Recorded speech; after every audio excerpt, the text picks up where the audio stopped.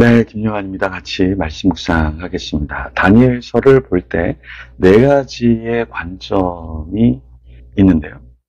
그것을 좀 오늘 같이 살펴보겠습니다. 우리는 해석의 시대에 살고 있어요. 여전히 21세기에도 우리의 당면한 삶의 과제를 어떻게 해석할까? 거기에 따라서 서로 의견이 굉장히 많이 다르죠. 스레드라고 하는 플랫폼이 있습니다. 젊은 사람들이 많이 들어와서 글을 남기고 또 자신의 생각을 펼치는데요. 그 안에서 제가 이런 이야기를 했어요. 유명 찬양팀이 사례비를 받는 건 좋다. 그런데 너무 과도하게 받는 것은 문제가 될 수 있다. 그런데 거기에 젊은 MZ 세대들이 그게 뭐 문제가 될 수 있냐. 자기가 일하고 받는 건데 만약에 조금 비싸다고 생각하면 안 부르면 되지 않냐. 그래서 제가 MZ 세대들 또 젊은 사역자들의 생각이 나랑은 좀 많이 다르구나. 그래서 해석은 어떤 글에 또 어떤 상황의 해석은 마음을 반영하는 것이죠. 그래서 요즘 젊은이들은 이런 것을 생각하는구나를 알게 되었습니다. 다니엘서 7장에 보면 환상과 꿈이 나와요. 근데 이 본문은 사실 하나님이 주신 환상과 꿈인데요. 이것을 해석할 때는 임의적으로 해석할 수 없는 거죠. 그러니까 하나님이 주셨기 때문에 하나님의 관점, 하나님의 마음을 우리가 알아야 하는 것이죠. 그 혼란의 시대에 이런 다니엘서를 어떻게 해석해야 할까 우리가 좀 살펴봐야 되는데요. 대부분 세대주의적인 관점으로 다니엘서 계시록을 많이 풉니다. 그러다 보니까 이단적으로 빠질 수가 있다라는 거죠. 그 세대주의가 왜 문제냐라고 할 때 이 세대주의가 잘못된 해석을 하고 또 2단, 3단 사이비의 텃밭, 어떤 토양을 제공한다라는 거예요. 그래서 다니엘서를 우리가 어떻게 해석해야 되는가 조금 잘 알면 좋겠습니다. 대표적으로 네 가지의 해석의 관점이 있는데요. 첫 번째는 역사주의 해석이에요. 다니엘과 요한계시록의 예언이 바벨론 때부터, 과거 때부터 종말까지의 교회사 흐름을 상징한다. 이렇게 보는 견해입니다. 네, 전통적인 개혁주의적인 관점이고요. 과거주의 해석은 무엇이냐면 이 예언은 1세기에 다 끝난 이야기다. 그리고 지금과 미래에는 관련이 없다라는 주장이고요. 미래주의적인 해석은 예언은 미래에 문자적으로 성취될 것. 그래서 미래의 7년 대환란, 휴거 등으로 이루어질 것이다. 이렇게 보는 관점인데요. 이게 세대주의적인 해석과 맞물려서 조심해야 될 그런 해석입니다. 분명히 미래주의적으로 해석해야 될 부분이 있어요. 왜냐하면 예언이나 묵시는 현재만 아니라 미래도 포함하고 있기 때문에. 그런데 이것을 과도하게 미래적으로 종말론적으로 시한부 종말론으로 해석하면 문제가 될 수 있다라는 겁니다. 이중 성취 해석인데요. 과거에도 성취되었고 미래에도 반복된다라는 입장입니다. 그래서 이런 네 가지의 견해가 있다라는 것, 이것을 좀 여러분들이 숙지를 하고 계시면 좋겠습니다. 그러면 이 이중주의자 두 가지를 같이 해석하는 것은 조금 어떻게 보면 좋냐면, 이중주의자, 그러니까 예언의 이중 해석이 있다라는 건데요. 역사주의 견해를 간직하면서도 거기에 과거주의를 덧붙일 수 있다라는 해석입니다.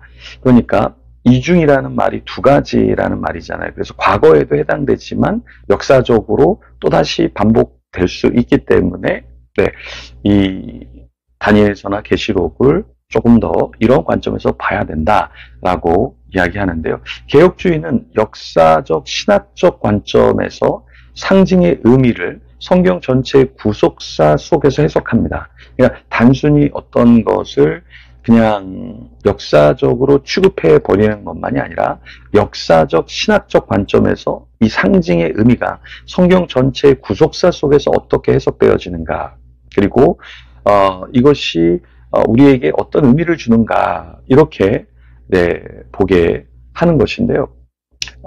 개혁주의는 세대주의적인 미래주의 해석을 비판합니다. 그리고 경고하죠. 그래서 너무 세대주의적으로 시한부 종말론적으로 몰아가지 않도록 해야 한다라는 겁니다. 그럼 오늘 본문에 보면 23절에서 다니엘이 짐승을 봐요. 넷째 짐승이 있는데 다른 나라들과 달라서 온 천하를 삼키고 밟아 부서뜨릴 것. 이라고 이야기를 합니다. 그때 이 넷째 짐승을 로마 제국이다라고 볼 수도 있고요. 그 안에서 일어날 열왕 그리고 작은 뿔은 역사 속의 반기독교적 세력들이라고 해석할 수 있죠. 그래서 이 뿔은 성도를 괴롭히고 때와 법을 고치려 하고 하나님을 대적한다. 25절에 그 내용이 이제 역사 속에서 일어난다. 이렇게 볼 수 있는데요. 이런 모습은 과거 황제 숭배로부터 현대의 전체주의 체제, 그래서 교회를 박해하고 교회를 괴롭히는 적 그리스도의 현상으로 볼 수 있습니다. 문제는 뭐냐면 이런 해석을 자의적으로 풀어가는 그런 단체나 사람들이 있다는 거예요. 예를 들어 신천지 같은 경우 이 다니엘서나 계시록을 잘못 풀어가죠. 그래서 자신의 교주를 절대화하고 이긴 자다 이렇게 해석을 해 나간다라는 것이죠. 큐어 신학자 같은 경우도 성경의 말씀들을 동성애적으로 이렇게 풀어 나갑니다. 그러니까 이런 것들은 자의적 해석이다라고 볼 수 있다는 거예요. 근데 성경은 뭐라고 말씀합니까? 베드로후서 1장 20절 21절에 모든 예언은 성령의 감동으로 된 것이며 사사로이 풀 것이 아니니라. 너무 과도하게 사적인 의견, 개인적인 의견, 자신의 어떤 교단 혹은 교주를 절대화하기 위해서 성경을 풀어서는 안 된다라는 것이죠. 26절에 심판이 시작되면 그는 권세를 빼앗기고 완전히 멸망할 것이오 라고 이야기합니다. 27절은 하나님의 나라가 성도들에게 주어진다라고 본문에서 말하는데요. 나라와 권세와 온 천하 나라들의 위세가 지극히 높으신 이의 거룩한 백성에게 붙임 바 되리니, 이게 하나님 해석의 성경적 해석의 핵심이죠. 결국 이 땅의 모든 권세, 위세, 나라들은 무너지고 영원한 나라, 그리스도의 나라와 그의 백성이 축복을 받게 된다. 이게 바로 올바른 해석일 겁니다. 그래서 우리가 지금 누구의 해석을 붙들고 살아가야 하는가라고 했을 때 유튜브 알고리즘을 따라가서도 안 되고요. SNS상에 떠도는 시한부 종말론도 아니고요. 혹 자신이 하나님의 계시를 받았다고 말하는 사람의 그 말을 듣고 생활해서도 안 된다. 하나님의 말씀을 하나님이 원하시는 그 하나님의 뜻대로 된 해석으로 알고 배우고 살아가야 하는 것이죠. 그렇게 되지 않으면 우리는 어떻게 될까요? 잘못된 길로 질질 끌려가면 그 교단의 교주의 삶과 굉장히 많이 닮아져 간다라는 거예요. 그러니까 다락방 이단이 무너지게 된 게 뭡니까?